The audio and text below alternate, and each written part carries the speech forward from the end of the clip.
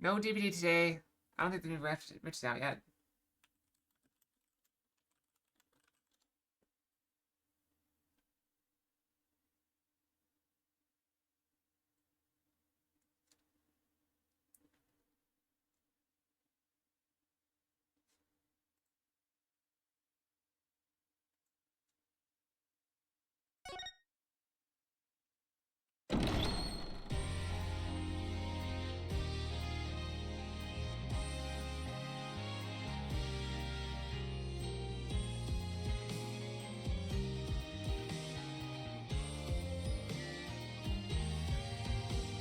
We gotta finish it. We're almost done. But I mean, there could be a whole nother day. We don't know. That's why I can't predict. Are we close? We don't know. Seems we're doing the final act last. Just thinks we're close. Witness your testimony, please. Alright. The evil transformed surgeon. Butler turned surgeon.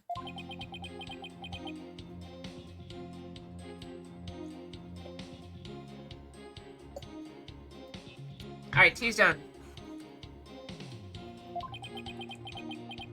He's not giving me testimony. Maybe he's mumbling, but we can't hear because of the mask. Mr. Nickety, why didn't you say anything?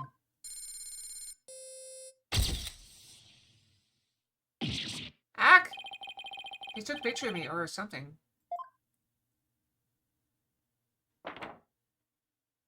Look at the hair! You can see the hair on the x-ray. It makes no sense at all. I mean, a voluntary testify, hoping I will make a slip of the tongue. You can't see hair on an x-ray? Not a very impressive plan, or brain, I might add. Ow, that was uncalled for. Well, no, something. You asked the question. I'll answer, but I have no intention of making any voluntary statements of my own. What's trying to do, Nick? He's using the silent treatment as a strategy to avoid getting tripped up. That's called pleading the fifth. This is 2B Fox. Clever guy. No more lies, Mr. Nickety. You will tell us nothing but the truth from now on.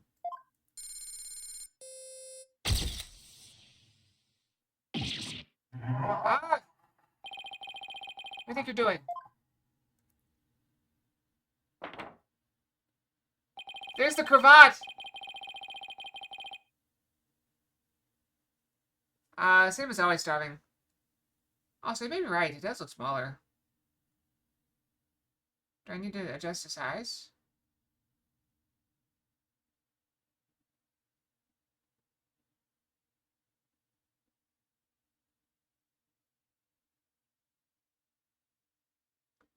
I'm afraid to mess with it too much.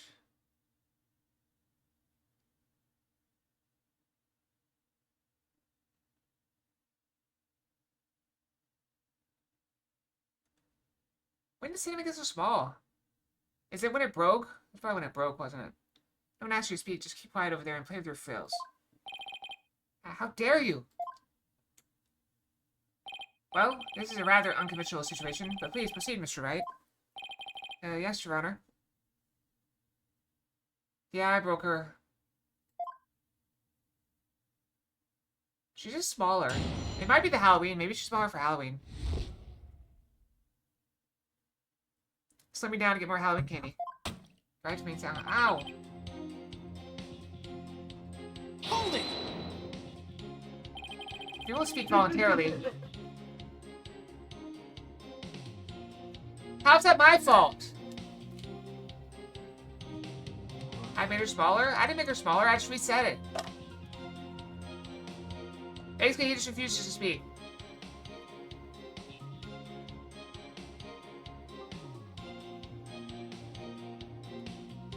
I could try. Alright, what if I make it bigger?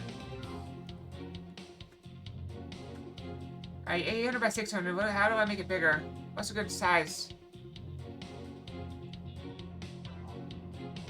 He literally said he doesn't want to speak. That's it.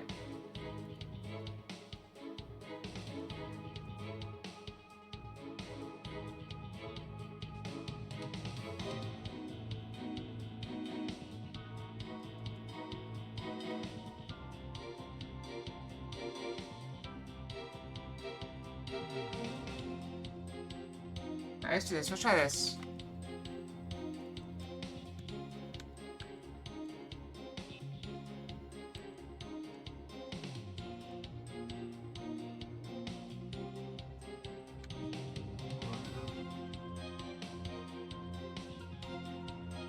Okay, how's that?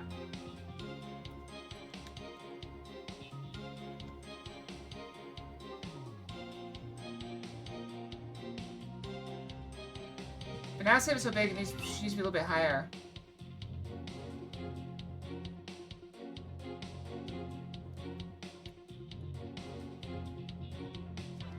Let's put her at 600. No, that's too low. 500? 400? There we go, that'll do. Is that better? Yeah, we just started. Basically, he won't speak. He won't speak voluntarily. And he also took x-rays of us. That's all he did. I guess I'll have to ask him something. What question to ask? Reason for killing Gloomsbury. Is it true that when Mr. Gloomsbury regained consciousness inside the lantern, he murdered him in order to silence him? He's an excellent employee and very loyal to me. Gloomsbury is my right-hand man. I suffer the emotion of losing him. You think I'd kill a guy like that? That would make sense only if you were innocent. Since your goal was revenge, you don't really have to care about something like that. But I am innocent, I tell you. Don't try to force your conjectures onto me. Guess without decisive evidence, I can't pursue this line of questioning any further. Sorry, would you like to that statement added to the witness's testimony? Might as well. Yes, please, Your Honor. Every little bit I can drag out of him helps, right? Gloomsbury, my right-hand man. I'd suffered the most from losing him. Hold it! What did Mr. Gloomsbury think of Mr. Sprocket? After all, he was forced to take the blame for the accident. He must have been resentful. He got suspicion as lead servant in exchange for taking the blame.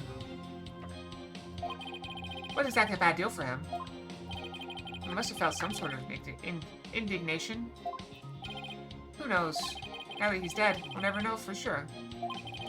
It's pointless to talk about it any further. Alright, dead men tell no tales after all.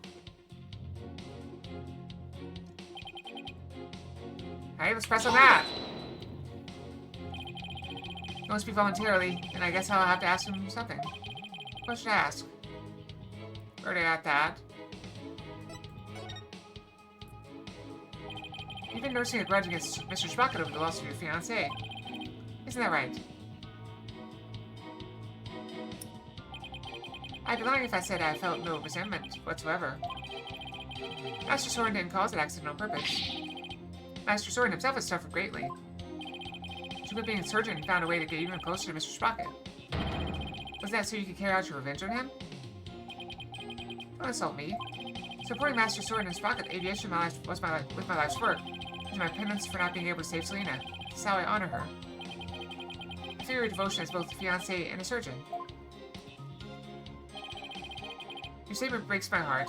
I wonder if I would be a fiancé. Probably not. I never thought of exacting revenge on Master Soren. Never thought of it, huh? I guess I should probably take that with a pound of salt. That's right. Would you like that statement added to that witness testimony? Yes, please, Your Honor. I have to find an opening somehow. Never thought of exacting revenge on Master Soren. Hold it! So you have had no thoughts of vengeance toward Mr. Sprocket whatsoever? Of course not. So you wouldn't have wanted that.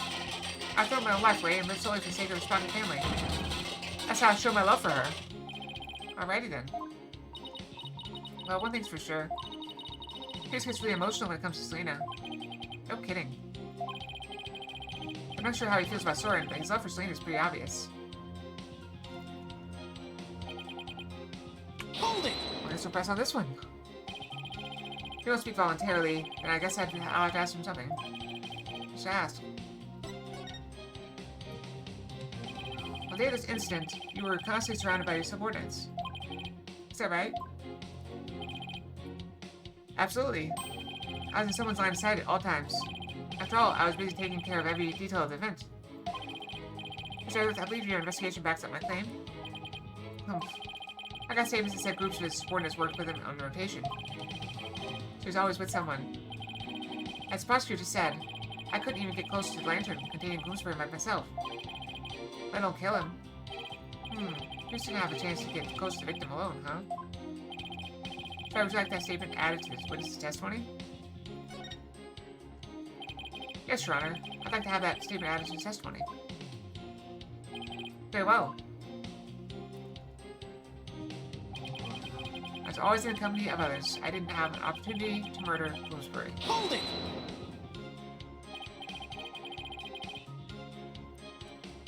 Oh, really? There's a little bit left and I spilled it on myself.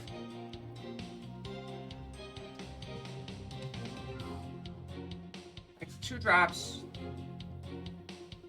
Looks like I spit on myself. Oh well. Just drinking my water now. Because we're going to need it. So you're always in someone's line of sight. I was surrounded by family members and staff as we prepared for the reception. The reception, I was stationed behind the sweetheart table to attend to the couple. Could I possibly have committed murder? Not buying it. If Pierce is the true killer, then there must have been some time when he was out of everyone's sight. What do you think, Nick? Is there a chance for us here? Well, as long as we have some kind of testimony from him, there has to be. It's time to compare his testimony against the evidence then. Find inconsistency, right? Exactly, this is it. Hatcher is right. Alright, let's look at our evidence.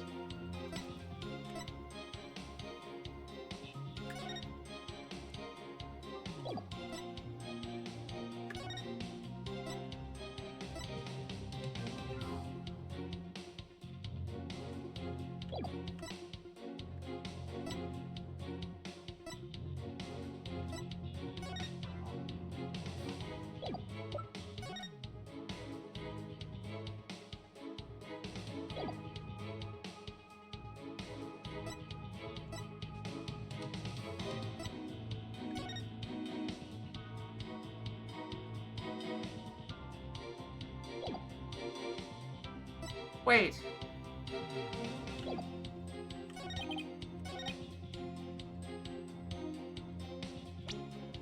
You think? Fog machine?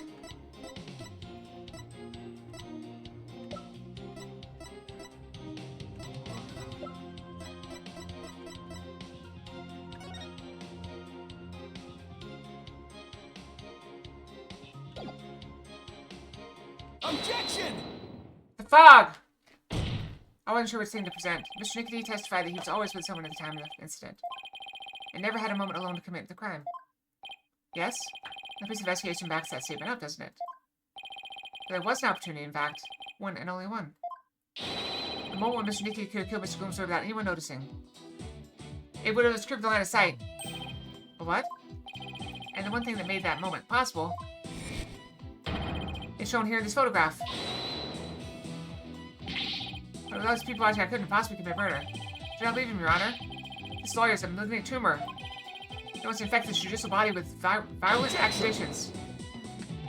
Mr. Nickety, I would ask that you keep quiet this time. We need to evaluate the defense's claim. And your yammering only serves to throw further suspicion your way. Mr. Wright, let's see this one thing you have mentioned. Be warned. This had better not be one of your offhanded claims. Who do you think you're talking to, Mr. Edgeworth? Very well, Mr. Wright. Please point out for us the one thing that made the moment of the murder possible. That one moment when it's possible for Mr. Nickety to kill Mr. Gloomsbury. One thing that made that single moment possible is this. I mean, I don't know, like... It's fog is everywhere! Let's point it at the machine, I think. Take that! One thing that made this moment of murder possible is this thick mood fog that engulfed the entire reception hall. Like, I guess I could have pointed anywhere. It's under the cover of this fog. Mr. Nickety murdered the victim. What? Mr. Mr. was standing right next to the lantern that Mr. Gloomsword was in. It's the only moment the murder could have been committed without being seen. Objection!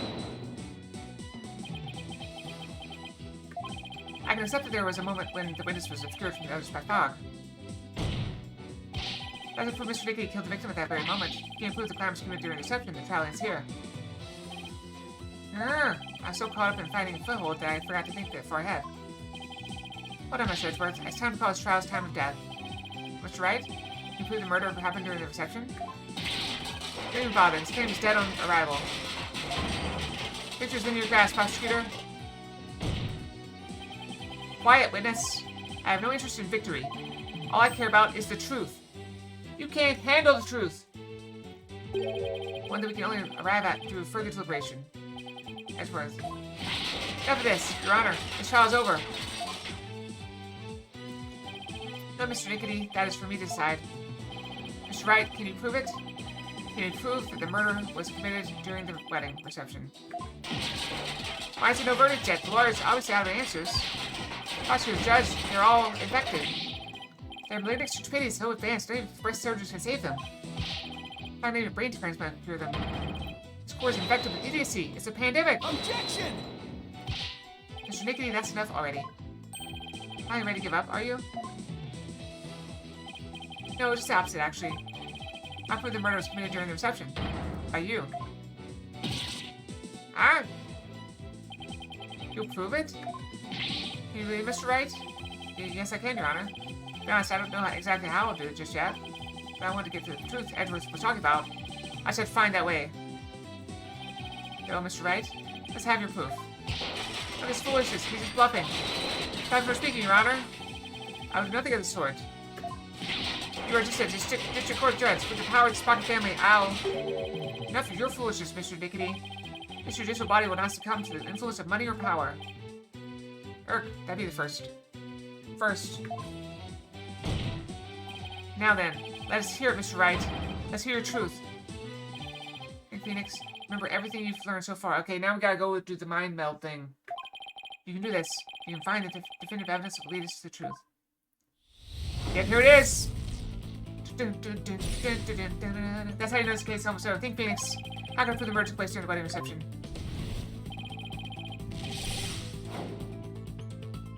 If Pierce committed the murder during the reception, then he had to have used the murder weapon.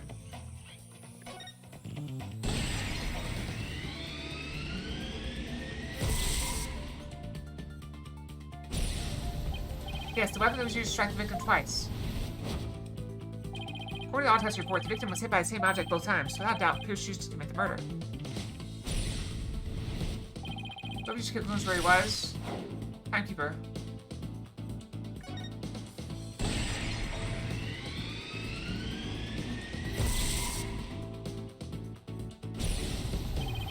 Pierce struck the victim during that one single moment. He must use the timekeeper. Don't forget, wasn't it also used for something else during reception? Reception, the timekeeper was also used for the first startup of love.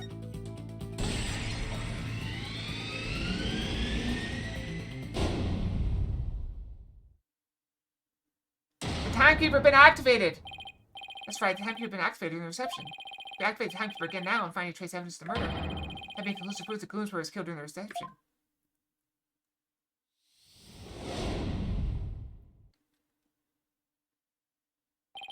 A special ceremony took place during the reception in question. What kind of special ceremony? It was called the first startup of love.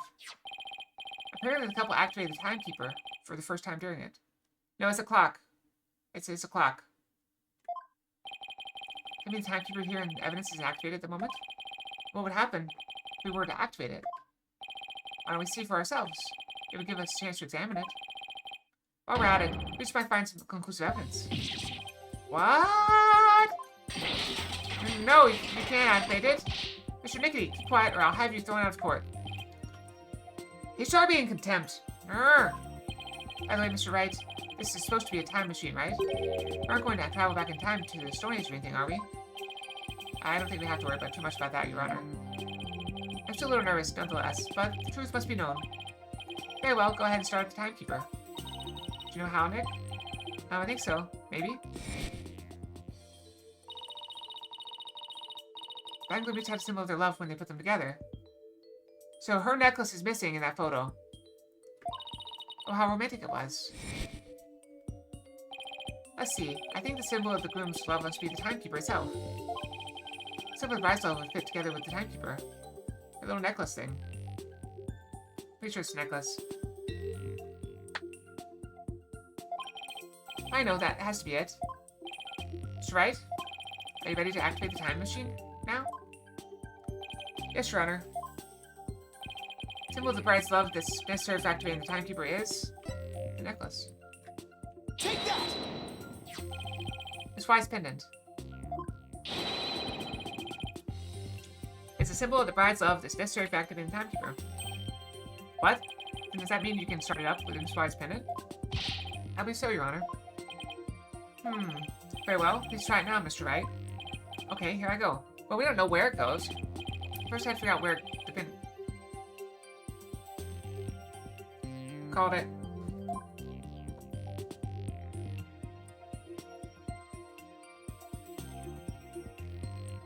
I think it goes right here. This hole looks like a good spot. I'll try setting the pin in here. Click. Fits it. Then this must be the right spot. Now I have to find a place to insert the key. Key goes... Not there.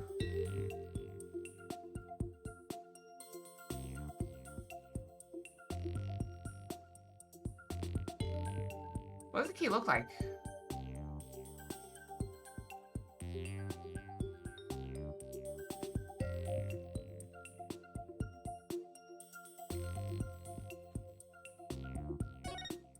Let's try examining. The outer casing is made of metal. I don't see a keyhole. I sure wouldn't want to get hit with something like this.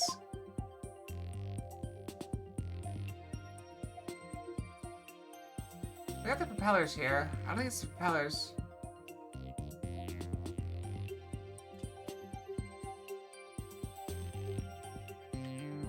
It doesn't just go on top of the thing, does it? It's all in the middle of the pendant.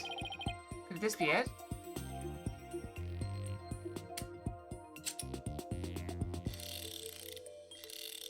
Yeah, we gotta wind it up.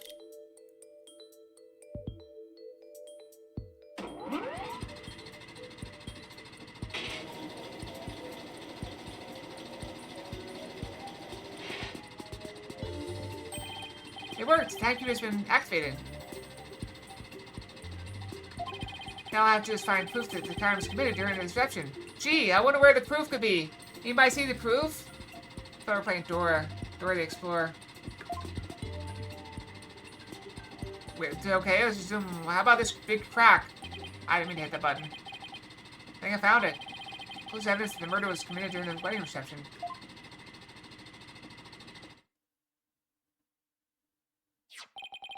Just as suspected, there's evidence of the murder inside the timekeeper, Mr. Nickety. Timekeeper was only activated and opened during the wedding reception, right? No! Stop! So, that means this is conclusive proof that the crime was committed during the reception. After you killed the victim under the cover of fog, you closed the timekeeper to hide the bloodstain, didn't you? And then you had to keep them apart, so he's trying to split them up so it doesn't come to light. No, you're wrong. Ellen killed Bloomsbury. It wasn't me, I tell you. Objection! Give it up, Mr. Dickety. How could this defendant, who was in the middle of pledging her love, have possibly committed murder with everyone watching her? It was the family. Yes, all the family members conspired together to kill him. Objection! There's no way you can talk your way out of this one, Mr. Nickety. During reception, during that one dreamlike moment, only one person could have used the timekeeper to beat the victim to death. And that one person was you. Pierce Nickety.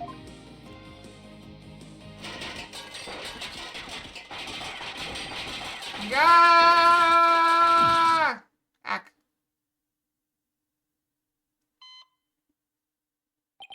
No. This isn't over yet. I won't give up. Oh no, I cut the artery. This stupid thing.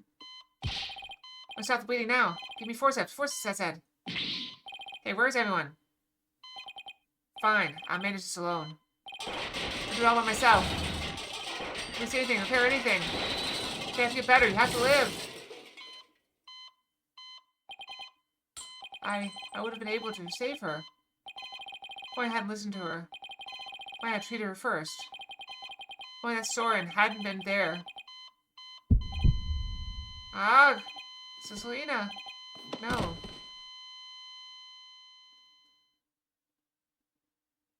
I actually feel kind of bad for him.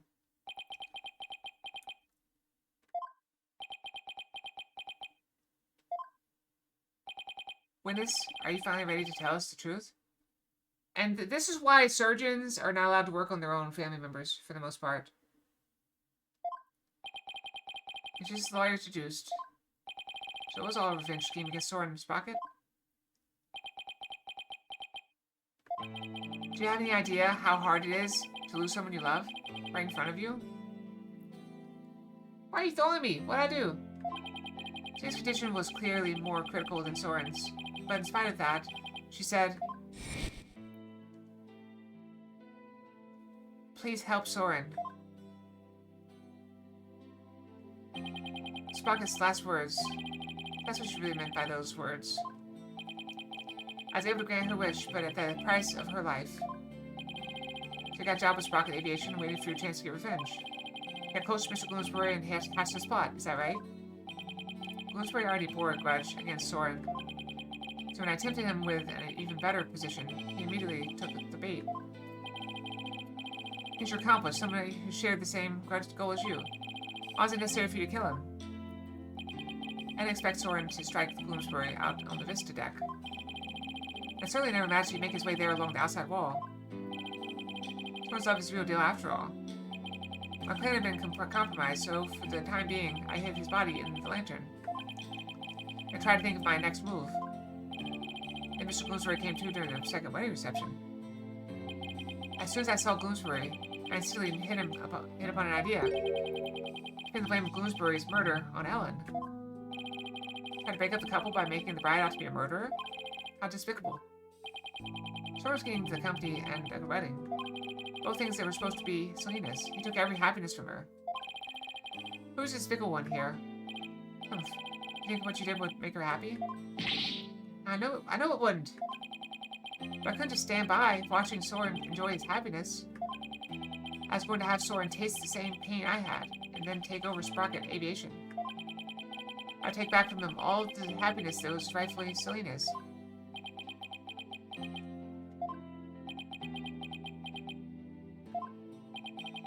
Time stopped for me the day I lost her. Just like this pocket watch of hers.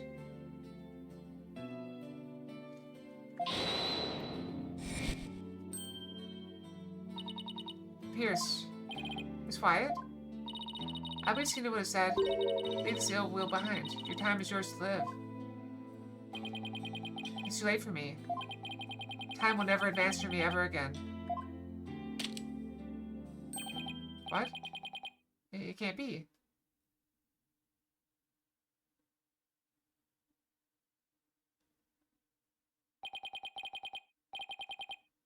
I see now, Selena. What I did was wrong.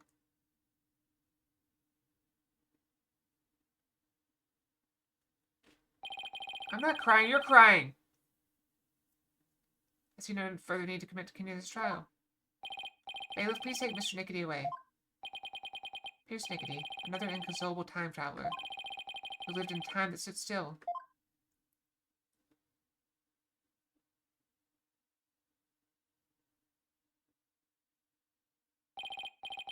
Now then, I must render my verdict regarding the defendant. Your Honor, before you give your ruling, would you please allow me a moment? Very well. Ellen, there's something I need to say to you. Yes, Soren? I put you through something truly horrible. This whole thing happened, all because of me. I would understand if you wanted to call off our marriage. No. What? How do you look at this woman and think she wants to give up the marriage? Come on. She's been wearing her wedding dress for 4 days for you. Of course not. I've never once thought that. If you stay with me, you'll only face even more trying times in the future. What do you mean? Through this incident and the car accident before it, I'm going to tell the public everything.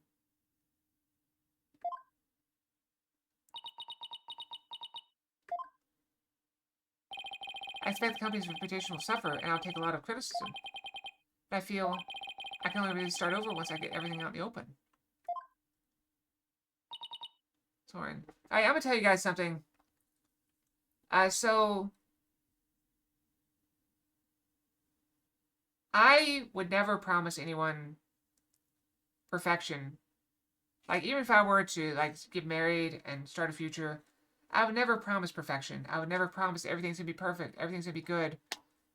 I can't promise never to make someone mad. But I can promise that no matter what comes, you know, we'll face it together. And I think that's what she's going to say right now, because she loves him very much. So all the troubles in the world don't matter as long as you have someone to face them with.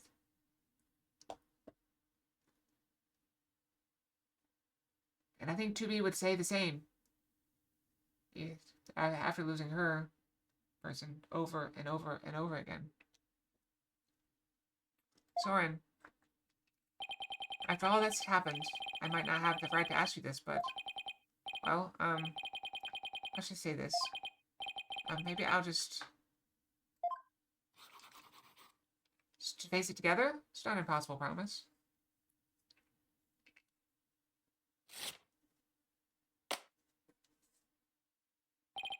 A life without with me probably won't be very easy, but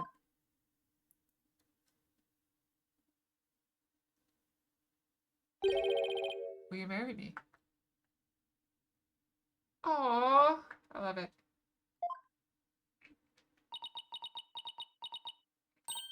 Yes, of course.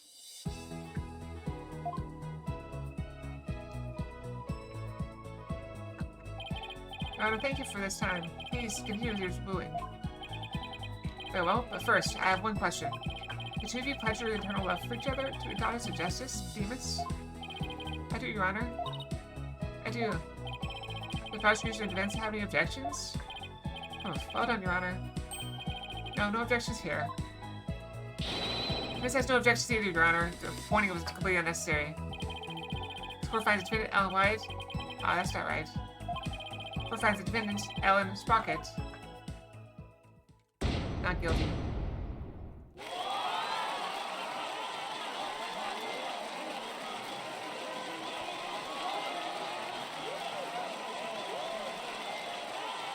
And that's what you call a courthouse wedding, folks. This court is adjourned. See, I was right. It took like another 40 minutes. We didn't have enough time yesterday. We would have gotten like we would have gotten like maybe here. And that would have been late. Even if I went all the way to bedtime, we would have gotten like here. Ellen Soren, congratulations. Random Fox. Elegant Butterfly Fox. You're right, I can't thank you enough. Can't expose the truth, Soren and I we wouldn't. Spiffle. Now you can finally start your new life together. Right? Oh, thank you! Mr. Wright, we'll be holding our real wedding ceremony in the near future. Would you do us the honor of coming to it? I'll actually witness our fresh start.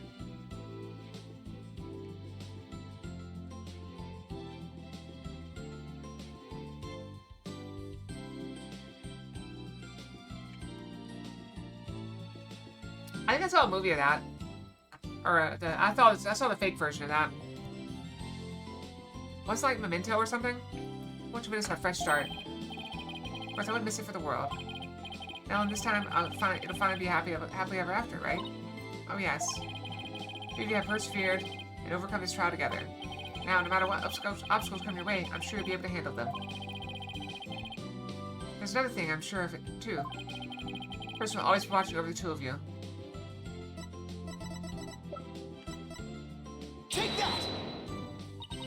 Selena, yes, I think you're right. I promise to live life to the fullest. For Selena's sake, too. Right, Soren? That's right. Well, we better be on our way. Yes, my love.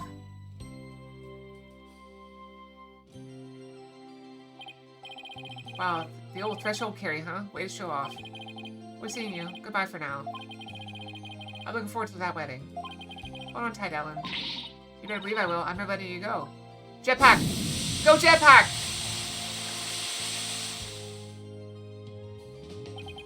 There they go. You're not thinking of going to that wedding by yourself, are you, boss? You're taking us too, right? Oh boy, I bet there's going to be all kinds of fancy food there. Lena, when did you get here?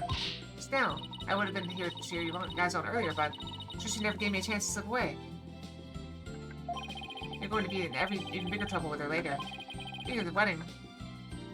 Maybe I should ask him to invite Edgeworth. Mr. Edgeworth, really? He thought Elle was guilty all the way to the end. That may be true, but... Don't bother. His claim is dead in arrival. Here's your grass prosecutor. Quiet, witness. I have no interest in victory. All I care about is the truth. One that we can only arrive at through further deliberation. He answered up for us when he did. The trial probably would have ended there. But Mr. Edgeworth gave us that chance? Maybe. Though knowing him, I doubt he'd ever tell, even if I asked. That's how you feel about it, Nick. Then why not try to get him invited? Hey, Maya. Have you ever tried to catch the bouquet? What? No. I never have either. Flying over a bouquet that's been tossed by the ride? Talk about a fierce competition. I'm totally stoked. I'm not sure it's really supposed to be all that competitive. I'm a pretty good jumper, so I think I've got a chance. She's definitely missing the point of the whole thing. And Larry, how did you manage to stay so quiet for so long? Shut up! Which the lady you fell in love with? Every happiness is what a real man does. Pretty sure that relationship was over before it even began, Larry. Careful regarding it all. If only I was 10 years younger, things would have gone differently. Hands of time, won't you turn back for me? Ah. I gotta stop playing with stuff.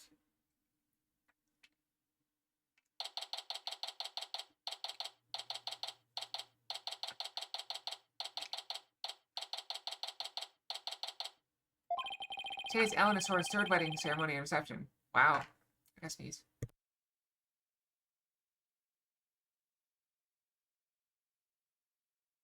Oh, good sneeze. Okay.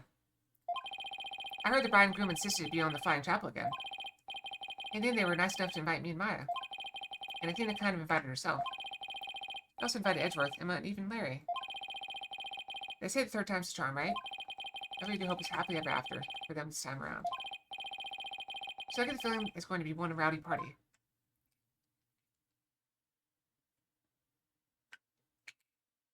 Ready when you are. Okay, here we go!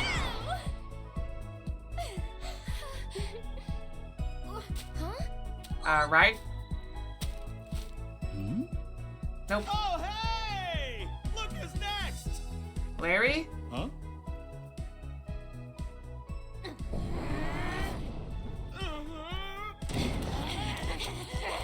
Get back! Haven't you ever heard of ladies free? I'm truly blessed to have you.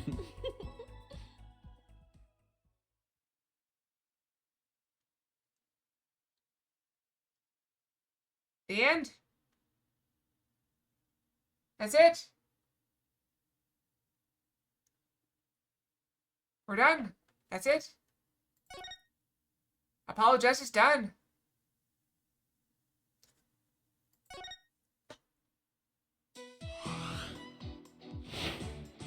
Apollo Justice is done. We completed every case. Oh, sorry. You want to see the artworks? Close up. I don't know where you see the artwork. I don't even know. The tiger? Maybe an outfit. Okay.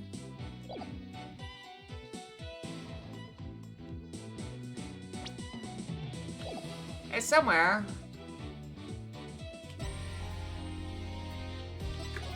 Art library, I guess.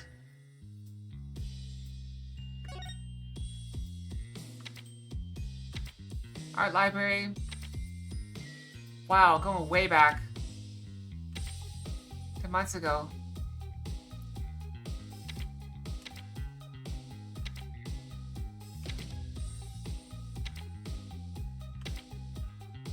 Oh wait,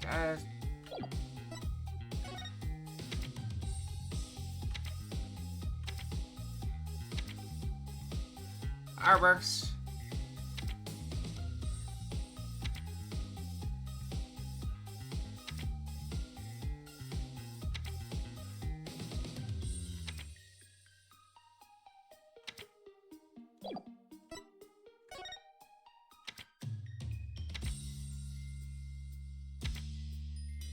All the artworks. Look at the pointing. I've been pointed at.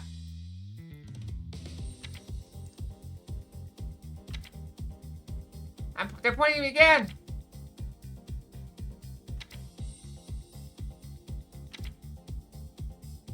Why do you keep pointing at me? Why do you keep pointing at me?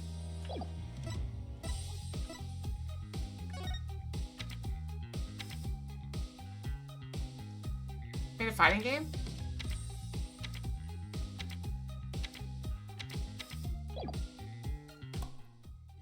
Alright, that's it. I said, alright, I'm gonna go brush and then we'll play some Dark Souls. What do you think?